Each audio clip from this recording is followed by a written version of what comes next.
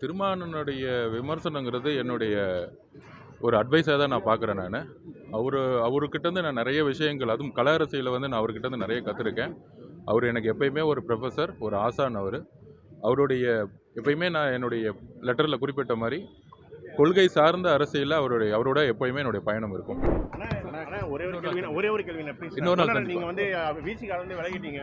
அதுக்கு திருமாவளவன் என்ன சொல்றாங்க, அவர் வந்து குறிப்பான அரசியல் வந்து மாற்றத்திறன் ஏற்படும் நினைக்கிறாரு. ஆனா வந்து ஒரு கட்சியின் தலைமையின் கீழ் வந்துட்டு பிறகு அதுக்கு ஏற்ற மாதிரி அவர் செயல்படணும்னு சொல்லியிருக்காங்க. இதை பற்றி எப்படி பாக்குறீங்க? இல்லை, தலைவருடைய வார்த்தைகள் எப்பயுமே நான் கட்டுப்படுறேன். அவர் என்ன சொல்றாரோ அவருடைய வாழ்த்துக்களையும் அவருடைய அன்பையும்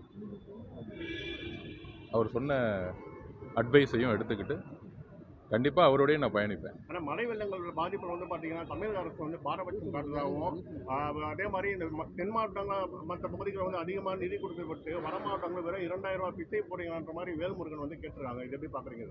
இன்னும் கொஞ்ச நாள் அவரையும் சங்கின்னு சொல்லிடுவாங்க. அதே போல் பார்த்தீங்கன்னா அரசியல் கூட்டணி நேரத்தில் தலைவர்களுக்கு மரியாதை தராங்க. ஆனால் வெற்றி பெற்ற அமைச்சராகிட்ட பிறகு அவங்களோட உதவியாளர்களுக்கு எங்களுக்கு கூப்பிடுறாங்க. இது ஒரு எப்படி பார்க்குறீங்க சார்? இது ஒரு சாரம் வச்சிருக்காரு. கண்டிப்பாக வேல்முருகன் அவர்களுடைய கருத்துக்களை நான் உடன்படுறேன்.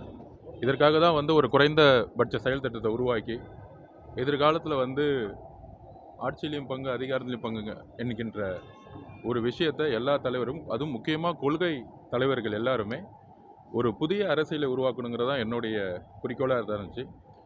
அதை சொன்னதற்காக தான் என்னுடைய ஒரு பனிஷ்மெண்ட்டாகவும் நான் பார்க்குறேன். பட் அந்த கொள்கையை கண்டிப்பாக என்னுடைய பயணத்தில் உறுதியாக என்னுடைய பிரச்சாரம் மூலம் உருவாக்குவோம்.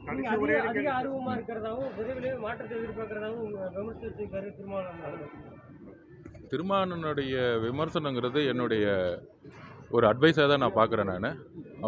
அவர்கிட்டருந்து நான் நிறைய விஷயங்கள், அதுவும் கல அரசியலில் நான் அவர்கிட்டருந்து நிறைய கற்றுருக்கேன். அவர் எனக்கு எப்பயுமே ஒரு ப்ரொஃபஸர், ஒரு ஆசான். அவருடைய எப்பயுமே நான் என்னுடைய லெட்டரில் குறிப்பிட்ட மாதிரி கொள்கை சார்ந்த அரசியலில் அவரோட எப்பயுமே என்னுடைய பயணம் இருக்கும்.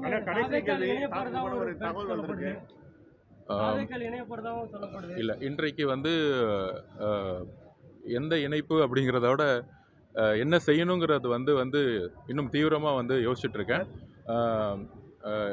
எனக்காக இந்த 2 வருடம்